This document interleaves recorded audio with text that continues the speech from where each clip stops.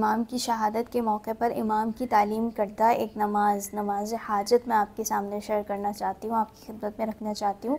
जो इमाम अलैहिस्सलाम ने तालीम फ़रमाई है, जिसका तरीक़ाकार ये है कि अगर कोई ज़ोहर की नमाज़ के बाद, वैसे तो कभी भी इंसान ये नमाज़ पढ़ सकता है, लेकिन रिकमेंडेड ये है कि थर्सडे को ज़ोहर के बाद इमाम की तालीम करदा इस नमाज को अंजाम दें, जिसका तरीक़ाकार ये है कि 4 रकती नमाज़ है। पहली रकत में सूरह अल-हम्द के बाद 1 मरतबा सूरह अल-हम्द और सूरह अल-हम्द के बाद 11 मरतबा सूरह इखलास की तिलावत, सूरह तौहीद की तिलावत, और फिर दूसरी रकत में सूरह अल-हम्द के बाद 21 टाइम्स सूरह इखलास की तिलावत,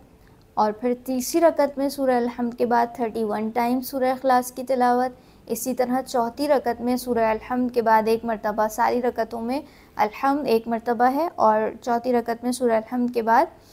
41 टाइम्स सूरह इखलास की तिलावत। और उसके बाद इंसान जब नमाज को तमाम करे मोमिन, तो फिर 51 टाइम्स सूरह इखलास की तिलावत करे और 51 टाइम्स सलावात की तिलावत करे, और फिर सर को सजदे में रखे और 100 मरतबा कहे या अल्लाह या अल्लाह, और फिर उसी सजदे के आलम में अपनी हाजत को खुदा से तलब करे। बड़ी से बड़ी हाजत क्यों ना हो, इमाम सादिक़ अलैहिस्सलाम के वसीले से उनसे मुतवस्सिल होते हुए उनकी विलायत, इमामत, मोहब्बत को दिल में रख कर परवरदिगार आलम से सवाल हाजत करे,